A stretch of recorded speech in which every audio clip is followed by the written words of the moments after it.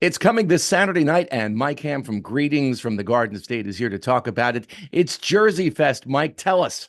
That's right, Jim. We're running Jersey Fest back for the second time this year. Obviously, the first time you and I ever met was when we talked about the May Jersey Fest that we did back at White Eagle Hall in Jersey City. But this fall, we're bringing it to the Wonder Bar in Asbury Park, the legendary Wonder Bar, one of the top five or top 25 bars, according to USA Today, I think, in the country. So, going to be a lot of fun. We got a great lineup, great food choices, great beers and spirits featured behind the bar, and a whole bunch more.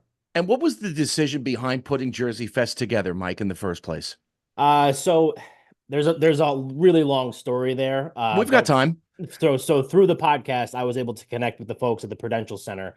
And I've always had this idea, and we've run live events in the past, but smaller, like 100 people maybe at a brewery in Morristown, Glenbrook. Shout out them for letting us do that. And I always wanted to do like bigger stuff because I mean, we've had so many cool guests on the show in 3 years. We're just turned 3 years old on October 18th. So we wanted to try to find a way to bring everybody together, or as many people at least as we've worked with together for one night of celebrating New Jersey and all the stuff that we've been able to do. So we met with the folks at the Prudential Center. We did an episode with them. And I didn't realize this, but they actually run White Eagle Hall and they were discussing the venue with me. And I pitched the idea and they loved it. And they said if we could pull it off, we'll do it every year. So the first one went phenomenally. We're already booked for May of 2025, so I'm sure what you and I will talk about that as we get closer to then. But yeah, and then I love Asbury Park. It's our shore spot. It's a place that we've always wanted to do something, and the opportunity presented itself to run one at the Wonder Bar, and we're really excited about doing it there too. You kind of anticipated where I was going to. I mean, how important we've talked about Asbury Park and the New Jersey music scene in general, but Asbury Park specifically in previous episodes. How important was it to pick Asbury Park for this coming event? Uh, I mean, I think it almost kind of speaks for itself, right? So, I mean, one of the things that we wanted to try to do was do kind of like a north south. And I know Asbury Park's not like super south, but one of the things that's really important to me is showing love to the whole state. I'm a North Jersey guy through and through, but there is a lot of great things that happen, below Central Jersey. Um, so we wanted to bring one to Asbury Park. That's kind of what we were doing there. And just like the history of it and being able to go to a venue like the Wonder Bar that's been around for forever, has seen some incredible acts come through, and being able to take some of what we're doing, kind of like that New Jersey, not well, New Jersey sound, and what we talked about in previous episodes, and bring it there and kind of put our own little spin on it. So all the stuff that we do with our vendors and our outside folks that we bring in to kind of make it a really full experience. There's no, I mean, there's some great places around the state, but Asbury Park, when it comes to music, is the spot. And the Wonder Bar is one of, you mentioned, is one of the top 25 in the country. It's one of my favorite places to hang out. The sound is always good. The Yeah. food is good. The beer is cold. You can't ask for more out of life than that, Yeah. Mike. I mean, you just checked all my boxes. So yeah, I mean, it was one of those things where like we were looking at a few different venues, and just knowing kind of where we were at, and this being the first one that we're doing down there. Obviously we had a great event at White Eagle, and we'll continue to do great events at White Eagle, but to do one down there, starting at the Wonder Bar and maybe growing it a little bit to some larger venues in that area. But Wonder Bar could not be a better spot for us to kind of kick it off our second part, two-part series of a year. The second part being at the Wonder Bar. I mean, yeah, there's summer for me does not start unless I have, here's a shameless plug, Asbury Park Brewery Sea Dragon at the Wonder Bar. Doesn't matter when it is. The first nice day, if I can get down there and have one of those at the Wonder Bar, it's like summer has started. I've had one of those and they are really good. I agree Yeah, with you completely. yeah. One of the artists who is appearing this coming Saturday night at Jersey Fest, you just featured on an episode of Greetings from the Garden State, Christian Sparacio. Tell us about him. So Christian I don't even really know how I discovered Christian. Not, I mean, not that I discovered him, but just kind of found his music. But I started seeing his stuff pop up on socials. I started listening to it, and there was just kind of this like genuineness to his music and his sound and the songs that he was singing and stuff like that.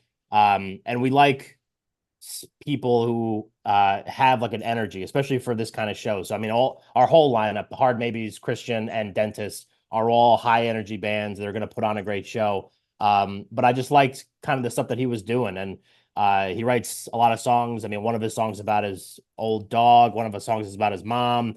So there's like there's a passion there about what he's doing, and he's a sports guy, and eventually kind of got himself out of like the football mentality, and now is kind of writing these great songs and putting them out there for everybody to enjoy. So we're really excited to have him as part of the event. Yeah, you mentioned football. He was a Division III quarterback at Colby College, and Yeah. a lot bigger than I think you would figure just seeing pictures and maybe videos of his music on YouTube.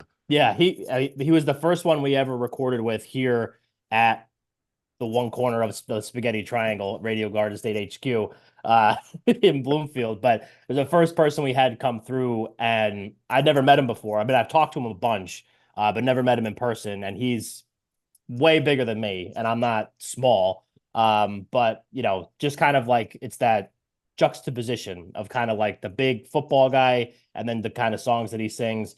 But like I said, he's gonna be great, and we had a lot of fun. We tried the Coca-Cola Oreo collab. I don't know if you know about that, but that's a thing. And we tried the drink. We did not try the cookie because we didn't have it. But we tried the drink, and that was a lot of fun too. For listeners who may not be familiar with him, I hear elements of some Ryan Adams in him, Jason Isbell, maybe a little Howie Day, but on a more of the rockier side of all three of those artists. Yeah. Yeah. I mean, like I said, I mean, the amount of bands that we've connected with, whether it's through the show or just with all this other stuff that we do outside of the podcast, there's a seemingly endless amount of talented bands and artists and all that kind of stuff all around the state. You and I have talked about that quite a bit over the last, however long you and I have been doing this, several months.